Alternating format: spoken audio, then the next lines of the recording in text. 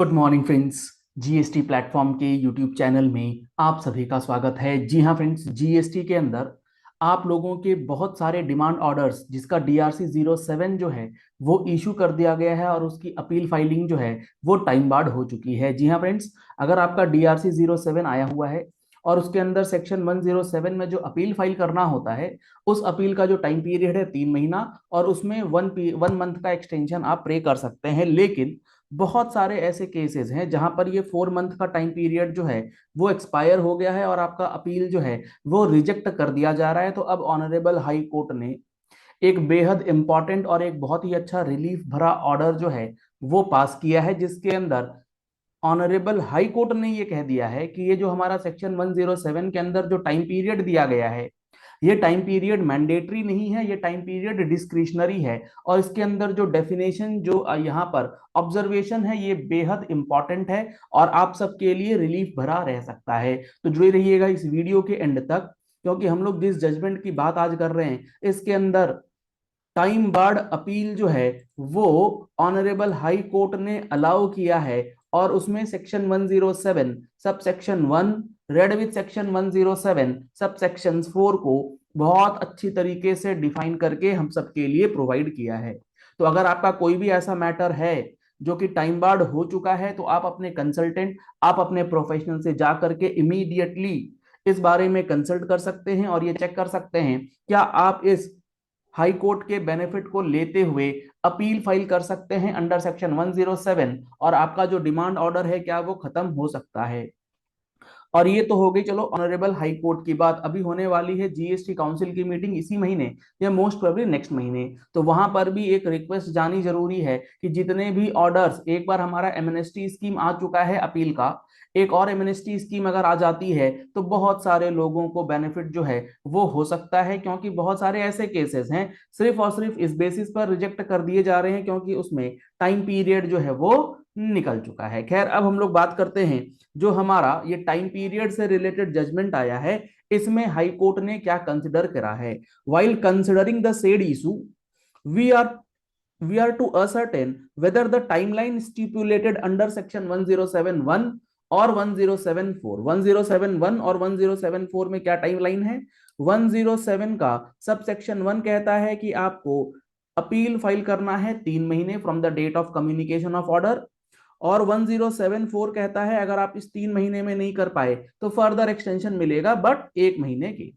ये एक बेसिक सा कॉन्सेप्ट है जो 107 के अंदर गवर्नमेंट ने दिया है। अगर आपने हमारे जीएसटी फुल कोर्स को ज्वाइन करा हुआ है तो उसमें अंदर उसके अंदर आपको एक एक रूल, एक एक सेक्शन जो है वो बहुत ही डिटेल्ड एनालिसिस के साथ बताई जा रही है। अगर आपने अभी तक एनरोलमेंट नहीं कराया है तो उस पर अभी चल रहा है फ्रीडम सेल का ऑफर, इंडिपेंडेंस डे पर ऑफर प्राइस चल रहा है, तो आप उस ऑफर का बेनिफिट ले सकते हैं। कॉन्टैक्ट नंबर्स आपको स्क्रीन पर दिए गए हैं। आप हमारा मोबाइल एप्लीकेशन जीएसटी प्लेटफॉर्म जो है वो भी डाउनलोड कर सकते हैं, लिंक आपको वीडियो डिस्क्रिप्शन बॉक्स में दिया गया है। ऑब्जर्वेशन एक बार मैं आपको बताता हूं ऑनरेबल हाई कोर्ट ने क्या लिखा है। देखिए ये पैराग्राफ कितना इंपॉर्टेंट है। सबसेक्शन 1 प्रोवाइड्स, कौन सा सबसेक्शन 1, सेक्शन 107 का, that appeal has to be preferred within 3 months from the date on which the decision और the order is communicated, whereas subsection 4 provides that appellate authority may, if satisfied that the appellant was prevented by sufficient cause, allow the appeal to be presented within a period of 4 months। पहले high court ने ये बोला कि subsection 1 कहता है 3 महीना, subsection 4 कहता है 1 महीना। It is to be noted, ये इंपॉर्टेंट है, it is to be noted that subsection 4 of section 107 is not either in negative language, यानी कि जो हमारा सेक्शन 107 सबसेक्शन 4 है वो नेगेटिव लैंग्वेज में नहीं है। इसका क्या मतलब है अभी समझ में आ जाएगा। debarring an appeal from being filed after the outer limit of 1 month, यानी कि हाई कोर्ट ये कह रहे हैं 1074 कहीं भी ये नहीं कहता कि आप उस 1 महीने के बाद अपील फाइल कर ही नहीं सकते।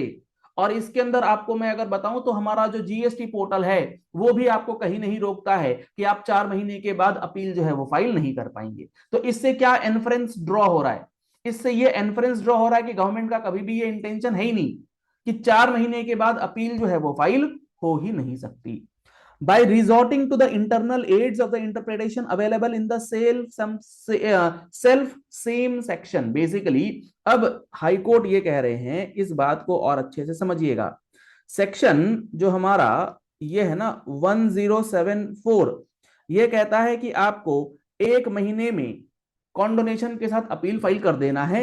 इसमें कोई भी नेगेटिव नेगेटिव फ्रेमिंग नहीं है, मतलब कहीं भी बार नहीं किया गया है, डी बार आपको नहीं किया गया है, और इसका पैरेलल ड्रॉ किया गया है सेक्शन 107 सबसेक्शन 6 के साथ। लैंग्वेज वहां पर क्या लिखी है 107 सबसेक्शन 6 में, ये बेसिकली सेक्शन है प्री डिपॉजिट का। और प्री डिपॉजिट का जो सेक्शन स्टार्ट होता है वो स्टार्ट होता है no appeal shall be filed under subsection 1। मतलब ये, अगर गवर्नमेंट को ये इंटेंशन थी कि आपको हम अपील फाइल करने ही नहीं देंगे, तो उन्होंने लैंग्वेज क्या लिखा, no appeal shall be filed, यानी कि बिना प्री डिपॉजिट के आपको अपील फाइल करने के लिए इंटेंशनली लॉ ने रेस्ट्रिक्ट कर दिया है, डी बार कर दिया है by writing the phrase in negative language. जबकि ऐसा कोई लैंग्वेज सेक्शन 107 सबसेक्शन 4 में नहीं लिखा गया है कि no appeal shall be filed after a period of 1 month and so on.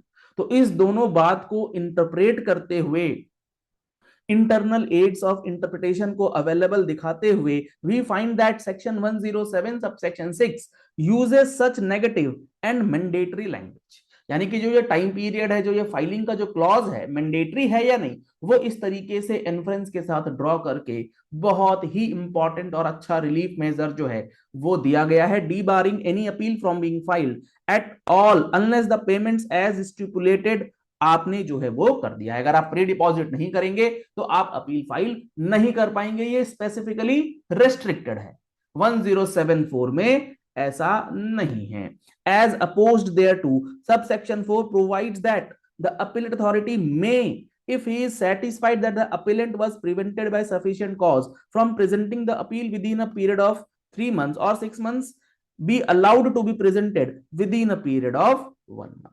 बल्कि यहां तो आपने 1 महीने का और टाइम दे रखा है, तो यहां पर कहीं ना कहीं ये इंटेंशन है गवर्नमेंट की कि अगर उसके बाद भी आते हैं तो कोई रुकावट नहीं है, कोई मैंडेटरी नेचर जो है इस रेस्ट्रिक्शन का नहीं हो सकता। Thus the intention of the legislature to keep the said timeline under 1074 directory is evident from the contrary expressions used in subsection 6 in the same section.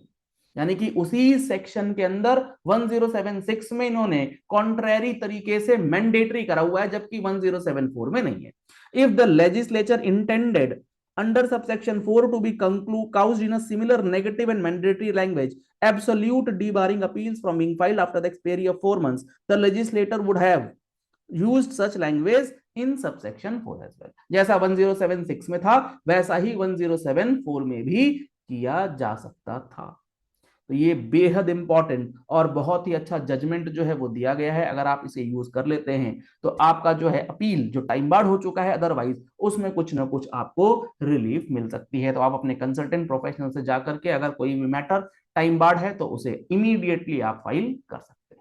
चलिए इस वीडियो को यही एंड करते हैं। आशा करते हैं आपको ये सारी बातें जो है वो बहुत अच्छी तरीके से समझ में आ गई होंगी। कोई भी डाउट है, कोई भी क्वेरी है, किसी भी पॉइंट पे आप चाहते हैं कि आपको क्लैरिफिकेशन नहीं है, तो आप अपनी क्वेरीज, अपने पॉइंट्स नीचे डिस्कस कर सकते हैं। हमारी टीम उसके लिए आपका पूरा कंटेंट जो है वो तैयार करके नेक्स्ट वीडियो में शेयर करेगी।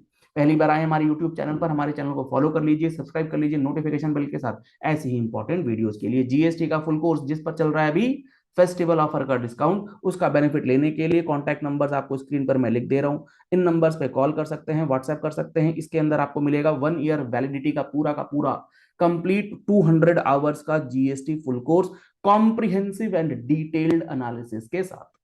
आप 1 ईयर वैलिडिटी में लैपटॉप हो या मोबाइल हो विद अनलिमिटेड व्यूज इन सारी क्लासेस को एक्सेस कर सकते हैं। Thank you and have a nice day.